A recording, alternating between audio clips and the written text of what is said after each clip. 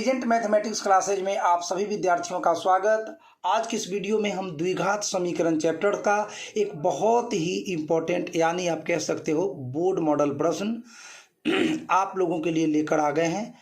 सभी बोर्ड के अंतर्गत ये प्रश्न अक्सर पूछा जाता है बच्चों। तो देखिए यहाँ पे आपका वर्ड प्रॉब्लम वाला एक क्वेश्चन है। किसी समकोण त्रिभुज का क्षेत्रफल है 30 वर्ग मात्रक। ओके, इसका शीर्ष लंब जो है यानी कि हाइट जिसको बोलते हैं वह आधार से यानी बेस से 7 मात्रक ज़्यादा है, अधिक है। अब उसका आधार भी बताना है, शीर्ष लंब भी बताना है। चलो बच्चों, सबसे पहले एक फिगर हम ड्रॉ कर लेते हैं ताकि आपको बात को अच्छे से समझा सकूं। ये समकोण त्रिभुज हो गया, यहाँ पे एक 90 डिग्री होगा।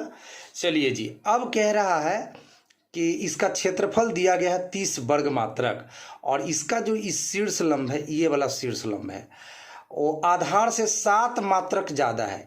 तो नीचे वाला जो ये भुजा है ये आधार है, इसको हम x मात्रक मान लेते हैं, आधार को x मात्रक मान लेते हैं। और इसका जो शीर्ष लंब है वो आधार से 7 मात्रक ज़्यादा है। तो 7 मात्रक ज़्यादा है तो ये हो जाएगा x + 7। ठीक है, x + 7 मात्रक हो जाएगा। मात्रक का मतलब मीटर या सेंटीमीटर जो भी होगा। इस त्रिभुज का कुछ नाम रख दूं तो और अच्छा होगा। त्रिभुज का नाम ABC मैंने रख दिया। अब यहाँ पर लिखना है कि माना त्रिभुज का आधार, ये आपको बताना है टीचर को कि मैंने मान लिया है कि त्रिभुज का जो आधार है, आधार AB है, जो कि आपका x मात्रक है, x मात्रक है। और त्रिभुज का ये जो ऊंचाई है AC, ठीक है, त्रिभुज का ऊंचाई यानी जिसको कि आप शीर्ष लंब बोल सकते हो। तो त्रिभुज का जो शीर्ष लंब है, एल्टीट्यूड भी बोलते हैं इसको अंग्रेजी में। ठीक है बच्चों, वो आपका आधार से 7 ज़्यादा था तो 7 जोड़ दीजिए ना आधार में, x + 7 मात्रक हो गया। चलो जी, अब प्रश्न में कहा है कि इस त्रिभुज का क्षेत्रफल 30 वर्ग मात्रक है। तो चलो अब तो बहुत कार्य आसान हो जाएगा ना। प्रश्न ने हमें कह दिया है कि त्रिभुज का क्षेत्रफल, त्रिभुज का जो क्षेत्रफल है वह है 30। और फार्मूला आप जानते ही होंगे कि त्रिभुज का क्षेत्रफल होता है 1/2 गुना आधार गुना ऊंचाई। B का मतलब बेस, H का मतलब हाइट, आधार गुना ऊंचाई बराबर 30। अब मान बैठा दीजिए और कैलकुलेशन कर दीजिए। बेस कितना बउआ, आधार कितना x, तो यहाँ x लिख दीजिए। h माने हाइट, हाइट माने शीर्ष लंब कितना, तो x + 7। तो यहाँ पे आपको x + 7 बैठा देना है। एंड बराबर के बाद 30 है, 30 रहेगा। चलो जी, ई बाटा में 2 है तो उधर गुना में चल जाएगा। फिलहाल x गुना x + 7 यहाँ पर मैंने लिख देने का काम किया है। आई बाटा में 2 है तो गुना में चला गया, 30 दूनी का 60।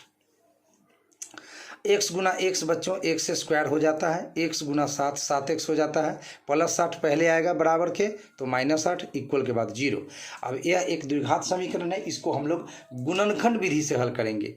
तो मध्य पद है 7x, इसको 2 पार्ट्स में डिवाइड कर देते हैं, वो भी नियम कानून से। 7x को आप लिख सकते हो बुआ, 7x को आप लिख सकते हो 12x - 5x, क्योंकि 12 को x में 5 को x घटेगा तो 7x आ जाएगा।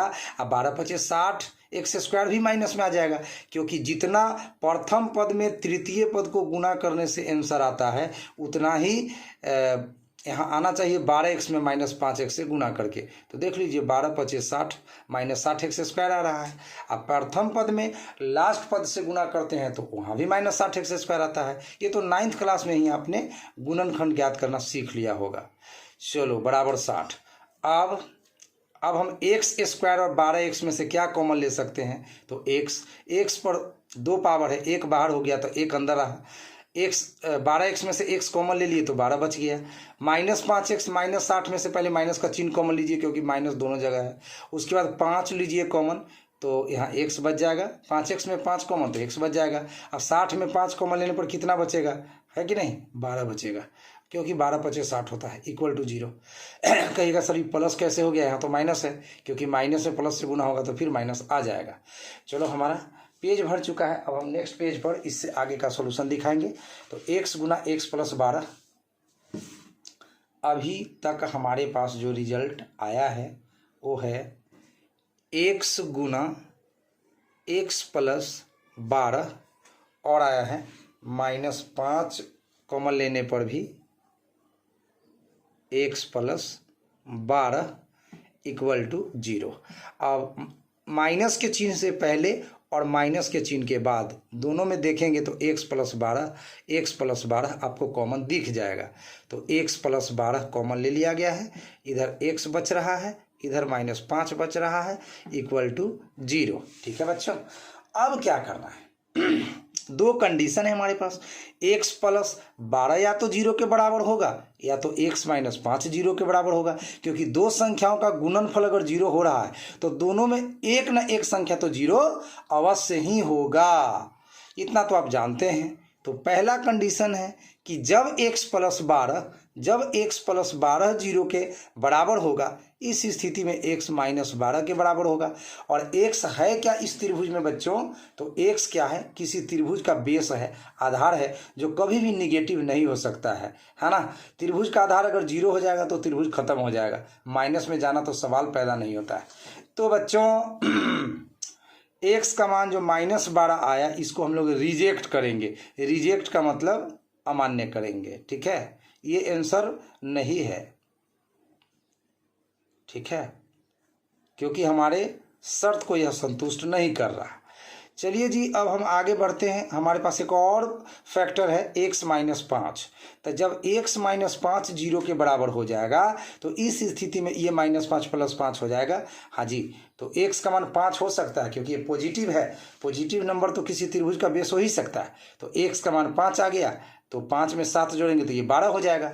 तो आधार हो गया 5 मात्रक, लिख दीजिए। इसीलिए त्रिभुज का जो आधार है वो आपका x मात्रक है और x का वैल्यू 5 आ चुका है, तो यहाँ पे 5 मात्रक आप लिख दीजिए। और इसका शीर्ष लंब भी ज्ञात करना था, शीर्ष लंब भी ज्ञात करना था, जो कि शीर्ष लंब है x प्लस 7। ठीक है, तो शीर्ष लंब आपने कितना माना था? त्रिभुज का जो शीर्ष लंब है बउआ, शीर्ष लंब वो आपका x प्लस 7 मात्रक माना हुआ है। इसमें x के जगह 5 बैठा देना है आपको, तो मिल जाएगा 5 प्लस 7 मात्रक, यानी कुल मिलाकर कितना मात्रक? 12 मात्रक। तो 12 मात्रक, यही आपका आंसर हो गया है, यही आपका आंसर हो गया। अब इसका टेस्ट सिखा देते हैं कि आप कैसे जानोगे कि आपका मैथ सही बन चुका है। बहुत आसान है। तो ये त्रिभुज है, समकोण त्रिभुज है। इसका आधार निकला है, अभी अभी देख सकते हैं आप, आधार निकला है। इसका आधार 5 मात्रक निकला है, तो इसका आधार 5 मात्रक है। और इसका जो शीर्ष लंब है वो 12 मात्रक है। तो इसका जो एरिया होगा, एरिया का मतलब क्षेत्रफल, 1/2 बेस गुना हाइट, ऐसा फॉर्मूला है। तो बच्चों 1/2 बेस कितना था? 5 मात्रक, हाइट 12 मात्रक। तो ये 2 6 के 12 कट गया, 6 5 30 वर्ग मात्रक। चूंकि मात्रक में मात्रक से गुना होगा तो क्या हो जाएगा बच्चों? वर्ग मात्रक हो जाएगा। x गुना x x स्क्वायर हो जाता है, तो मात्रक गुना मात्रक वर्ग मात्रक। और 30 वर्ग मात्रक आपके क्वेश्चन में दे दिया गया है। जरा गौर से आप देख लें कि त्रिभुज का क्षेत्रफल 30 वर्ग मात्रक है, इसका मतलब आंसर करेक्ट आया है। तो इसी तरह का उपयोगी मैथ्स का वीडियो को देखने के लिए और सीखने के लिए आप आज ही हमारे चैनल के साथ जुड़ सकते हैं। इंटेलिजेंट मैथमेटिक्स क्लासेज, जिसका टारगेट है बच्चों को मैथ में intelligent banana. Thank you so much.